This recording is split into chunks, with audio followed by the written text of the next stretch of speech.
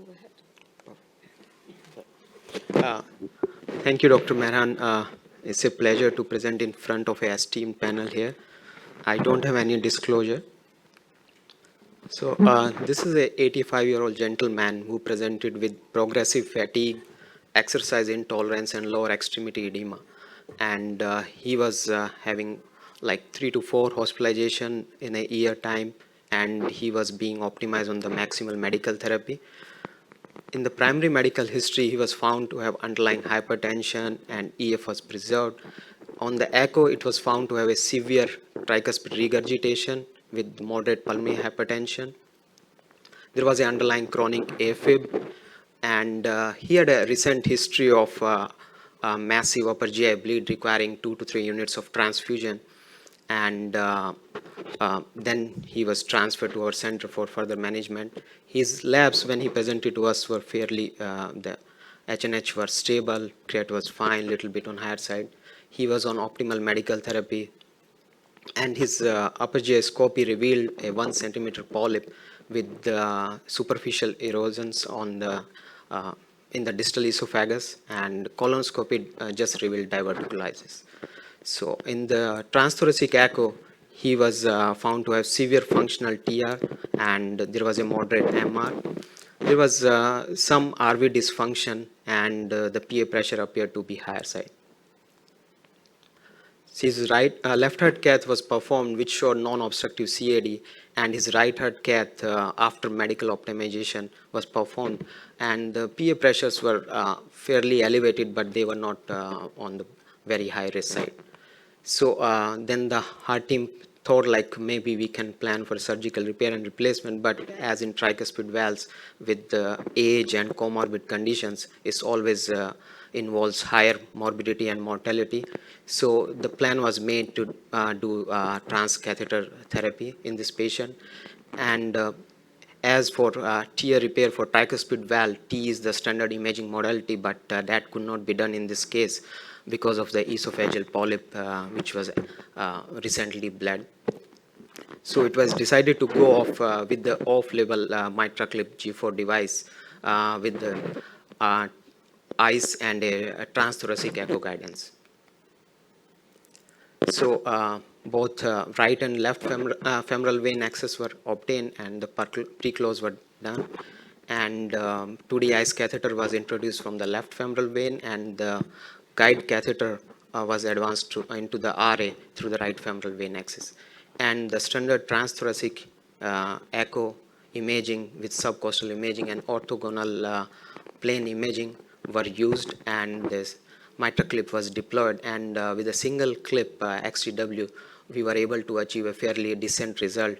And on the post-procedural patient showed a significant reduction of TR, which was like mild to moderate afterwards, and he was able to go home next day. So so this was the right heart cath pre and post procedure. So the PA pressure lower down a little bit after the procedure, the RA pressure came down. As you can see in transthoracic echo in RV inflow view, we can see there's a severe tricuspid regurgitation across the anterior and septal leaflet.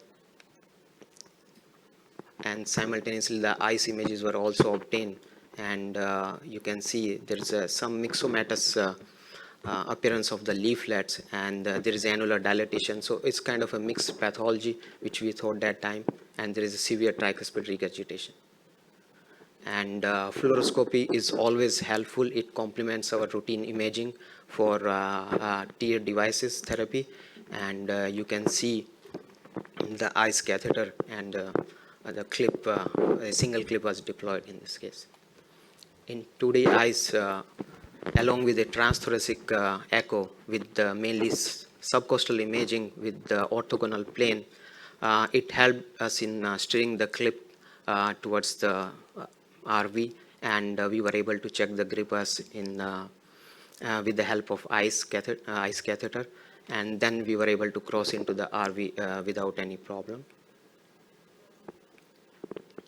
And use of both the imaging together complemented each other, and we were able to deploy the clip at the anterior and septal commissure. As you can see, the leaflet are grasped and clip is fairly stable now. And you can see there is like mild tricuspid regurgitation afterwards in both transthoracic as well as in the ICE imaging. And this is a 3D transthoracic echo, which is showing the clip across the anteroseptal commissure. So tricuspid valve anatomy is always complex. It's always pose a challenge to the imager because most of the time the image is suboptimal. And mitra clip with the so much data already there regarding mitra clip, and a lot of operators are very well versed with it. It's very safe and effective option for TR reduction, and which has shown repeatedly. In the cases where you can't perform a transesophageal echo, especially in this case, though initially we thought to involve this patient into the trial-unit trial, but because T could not be performed, so he was not considered in the trial, and we thought we'll go with the transthoracic as well as a 2D ICE-guided approach to plan the procedure. That time the 4D ICE could not be performed because the catheter was on recall. It was done a couple of months back. So, but now as a routine, we are taking help of 4D ICE in such cases because most of the time the transesophageal echo images are little suboptimal, especially when there are RV leads or some prosthetic valves inside. So ICE imaging definitely complements T in performing transcatheter tricuspid valve repair, and hybrid imaging is definitely useful to perform safely and effectively such procedures in the and I think 4D ICE will definitely be a boon to perform this procedure in the near future when it can be like a mainstay of along with the TE. Thank you. Well, fantastic. So, you're one of our fellows, so I can't really vote here, but I think it's important to put this for some questions. I mean, having these modalities. Any questions, Dr. Herman, Dr. Saibal-Kar? No, it's a great case, and I think the future will be some of these new imaging modalities, but I think we still don't really know how to use them, and I think they still need sort of one slight improvement in generation for the quality of the imaging. We can't use them perfectly for left atrial appendage and mitrals because of the field of view, and the resolution is still not the same as TEE. So I think we're still, it's a great case to show feasibility, but I think as a routine measure, these aren't quite ready for prime time. How I agree with you. For the first time, I'll agree with you. Now I'm going to have to take it all back. I have to take back what I said.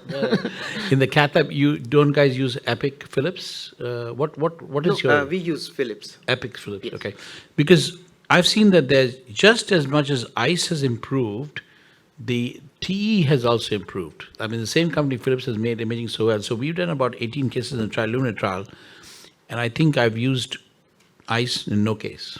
Now, maybe I was selected because I took only the cases which I could image very well. But I think TE still, especially with advanced imaging, you can actually use MPR. You can do most cases with. No, yes.